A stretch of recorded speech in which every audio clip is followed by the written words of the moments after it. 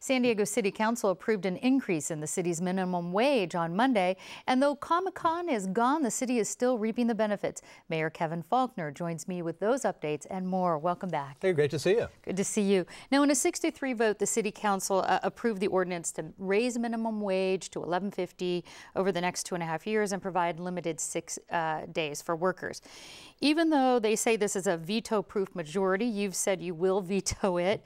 What else, besides vetoing it, will you do to try to defeat the ordinance? Well, I'm going to veto it because it's important that we're creating great opportunities for San Diegans to get to work and provide good quality jobs. That's my job as mayor, and I want to make sure we're giving that opportunity. You know, the state's already raising the minimum wage, so the question was, should the council raise it on top of that when we haven't even had a chance and an opportunity for that to sink in?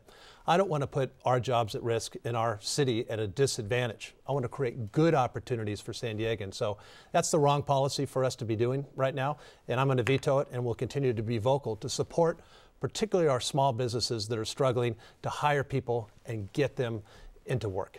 Now, I know you also supported the City Council's approval of the $1.5 million tax rebate for Illumina to keep the company here in San Diego. That makes the third company this year that got a tax rebate deal from the city. So what do these kind of rebates actually do to the city's revenue base? Huge win-win for the city. And in the case of Illumina, the sales tax increase, it only happens if sales taxes are actually increased. So you're getting that revenue, and those jobs are staying here in San Diego. And that's great news for us. 300 jobs from a company that's doing really cutting-edge medical technology, sequencing the human genome. So I think that's one of the important tools that we have, that we can use in San Diego, that I intend to use more. I was glad that the council supported it unanimously. I mean, we look at some of these, we're in competition with other states, Texas, others. We want these jobs to stay here in San Diego and for our companies to do well, which means San Diegans are doing well. Does it impact the revenue base? Is it too soon to tell? What can you tell us about that? I think it's going to be a huge help because it's a win-win. It's only on the upside. So that only kicks in if, in fact, sales taxes are increasing for the company. And that's good because we get a portion of that. Obviously, that's how we help pave roads, hire police officers and firefighters.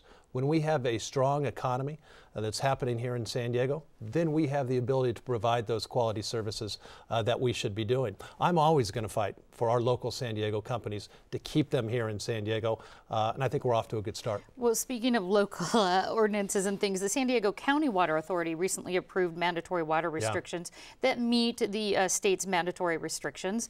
Will the city of San Diego actually expand its water restriction, let's say to include limited days on outdoor watering and things like that? The good news for us is that San Diegans are already doing that, and all these other water districts raised up to a lot of the restrictions that we're already doing in San Diego. We've made it a way of life, and I think when you look from 2007 to where we are now, you've seen that water use from San Diegans that have reduced by almost about 20%. That's significant. But we're going to need to continue that. We have mandatory restrictions now. We may, in fact, have to go to additional restrictions. But in the meantime, we're going to keep that message out, not only on conservation, which San Diegans are doing a very good job, but we have to continue working on water independence. And that's something that I feel very strongly about. We look at our opportunities for our desalination plant that's going to start. Water recycling, which I believe is absolutely critical for us from a water independence standpoint. So there's a lot of work to do, and we're going to be working on it, and it's so important for the environment and for our economy.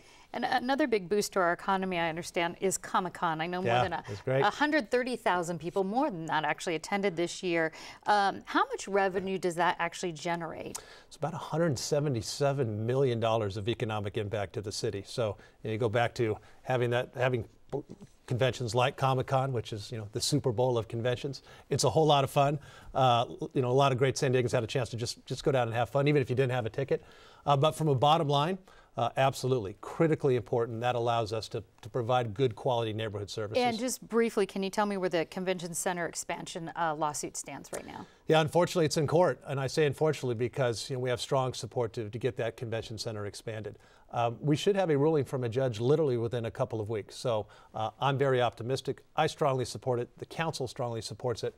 It's good for our economy, and so I'm hoping we can move forward very, very soon. Well, before we go, I want to remind viewers of how you teamed up with City Council President Todd Gloria at this year's ComicCon, since we were talking about that. So let's take a look. Very good. Were you at all afraid? Yeah, it sounded good until you really get up there, but it was a great time, and Todd was a great sport as well. Well, it looked like a lot of fun, Mayor. Kevin Faulconer, thank you so much. Great to see you. Thank you.